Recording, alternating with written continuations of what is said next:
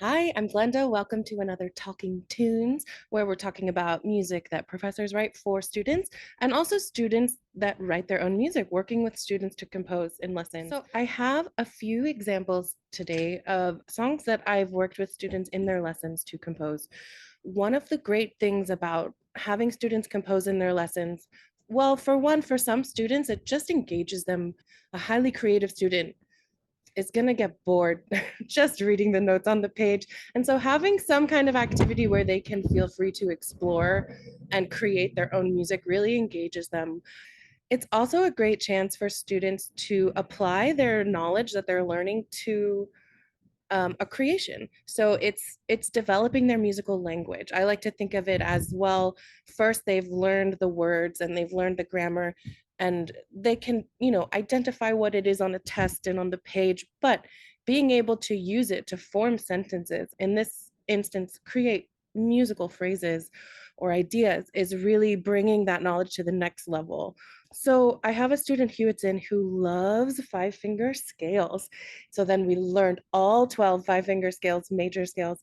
And then I often on Fridays offer students a choice to either keep learning something new, review old things, or write their own piece. And Hewitson loves writing his pieces. So in this piece, Mr. Bumblebee, what we did at first was actually make a list of things that we know about bumblebees. So I asked Hewitson, hey, tell me about bumblebees?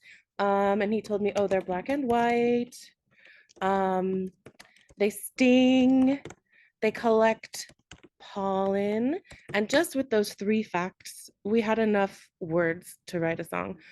I basically just transcribe what he decided that he wanted to play. So I always, after we get the words, I encourage the student to play with a few different ideas, no pressure, maybe try at least three or four different things, and then pick your favorite one.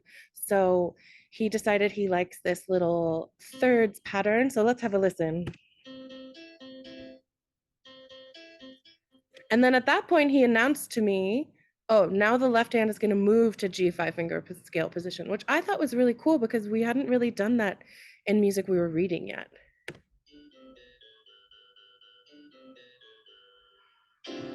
Yeah. And then this also brought up a cool topic. He decided he wanted to play all the notes clustered together like that for the stinging sound. And he asked me, hey, what chord is that? And I said, oh, that's a very special kind of chord called a tone cluster. And he was just really excited to learn that fact. And he used it in a few more compositions as well.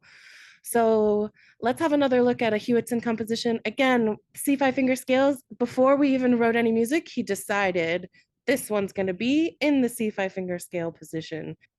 And this is a much later, months later, can kind of see that his musical voice is developing a little.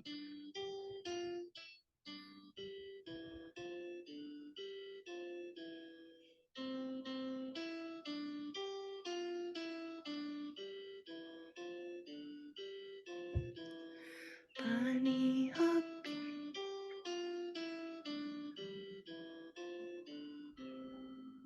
So in this piece, Hewison's demonstrating some knowledge that we haven't really even talked about that much, but that he just hears as correct. For example, ending the phrase on the third here on E kind of leaves it open-ended. It doesn't quite feel like it's finished.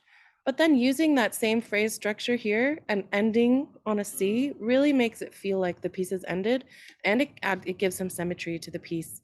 He's done that over here as well, using this same pattern is seen here. And so these sort of things he's kind of learning just by osmosis, just by reading pieces that have these kinds of structures and these kinds of sounds. He's able to, when he's noodling around, figure out what sounds right and then tell me, and then I write it down.